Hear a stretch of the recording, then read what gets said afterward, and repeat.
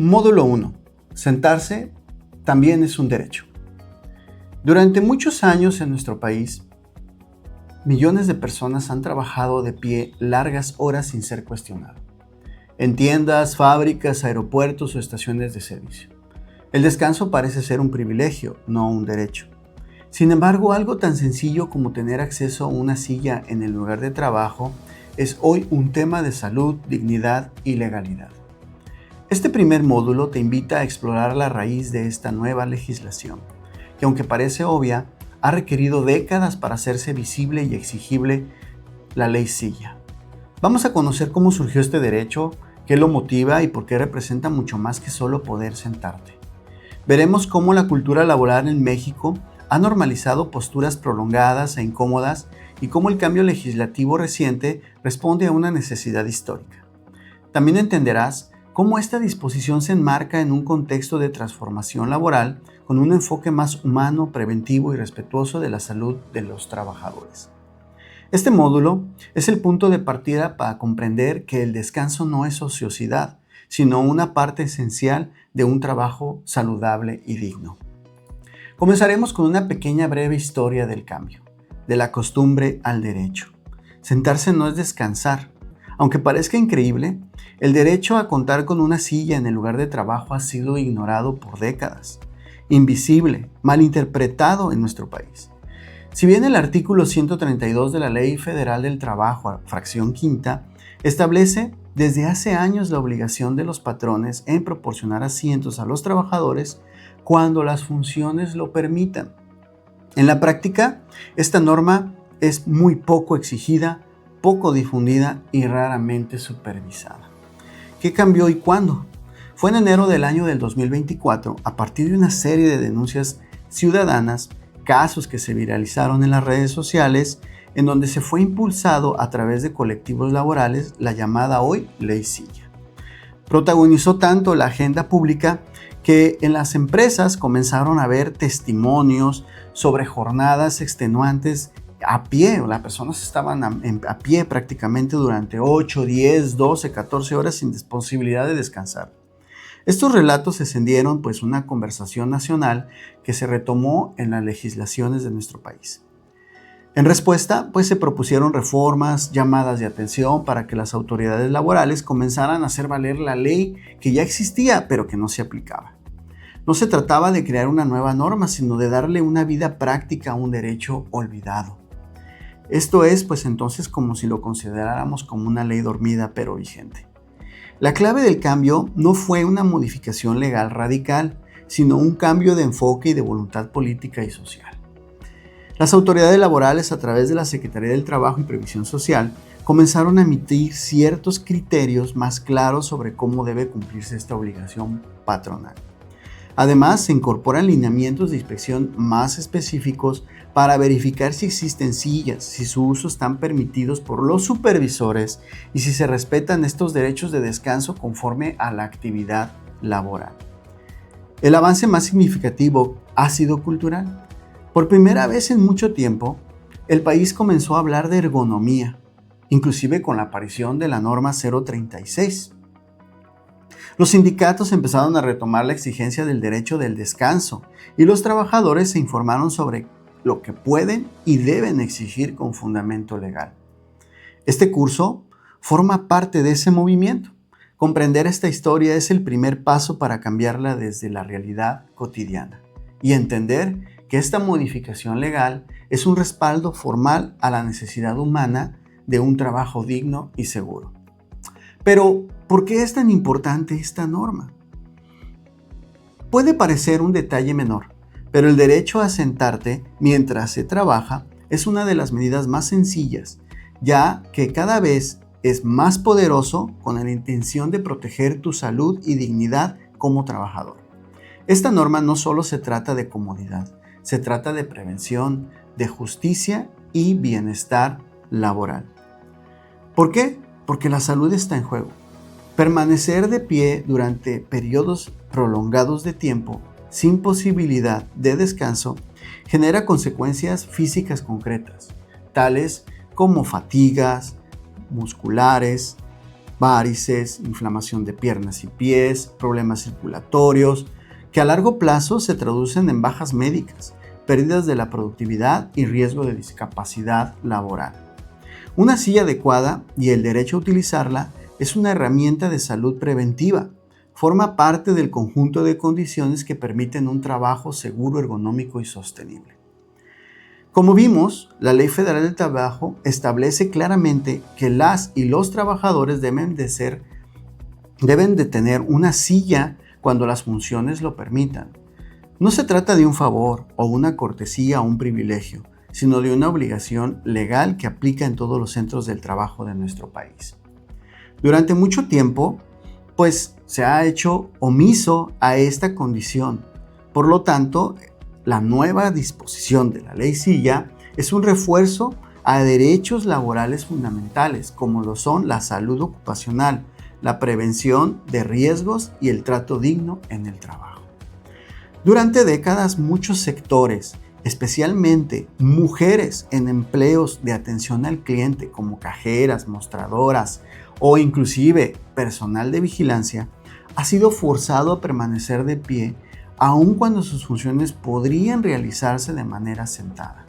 Esta práctica no solo refleja una falta de ergonomía, sino también que se ha normalizado una disciplina física injustificada, que refuerza estructuras autoritarias e inclusive sexistas dentro de los centros de trabajo. Cumplir con esta norma no es una forma de reconocer, sino de reconocer y corregir esas injusticias históricas. Está comprobado que los espacios laborales que promueven el descanso activo y postural generan una mayor concentración, menores errores, mejor ánimo y menos rotación de personal. Una persona que se siente cuidada trabaja mejor y permanece más tiempo en su empleo. Esto garantiza que el acceso a una silla no solo sea un acto de cumplimiento legal, sino una estrategia de bienestar organizacional y de eficacia y eficiencia dentro de las organizaciones.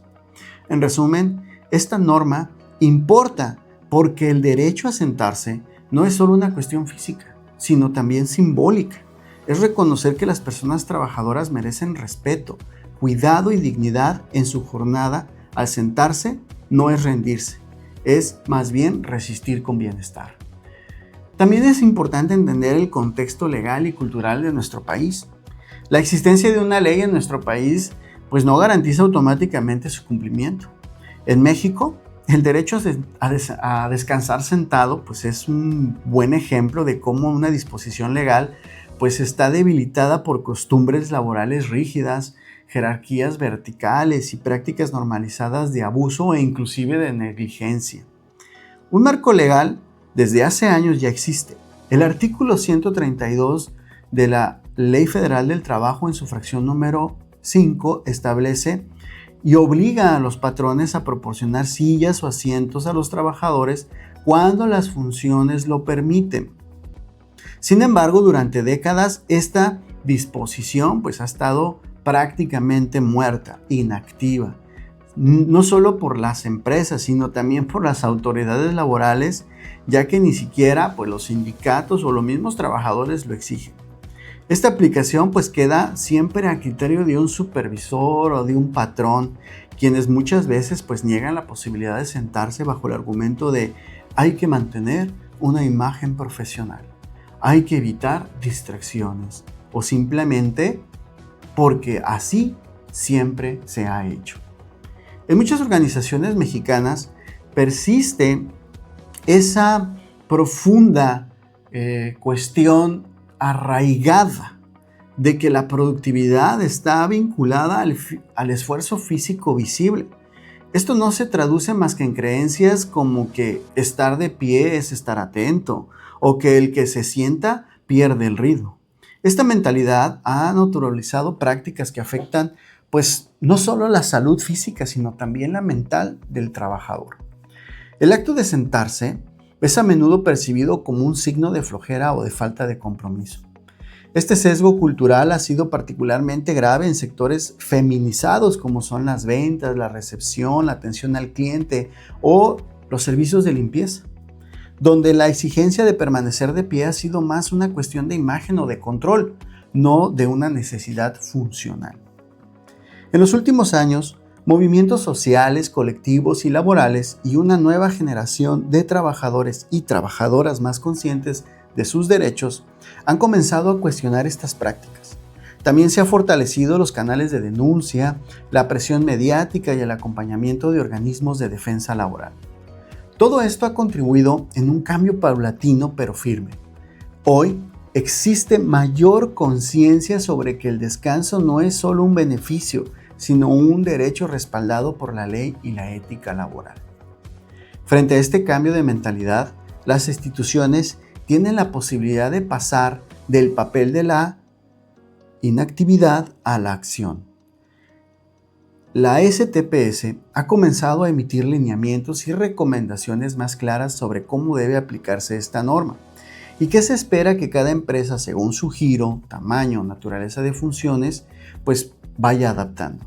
La supervisión efectiva, la formación en la ergonomía y la activación o participación de los trabajadores son elementos clave para que este derecho no quede nuevamente en el olvido.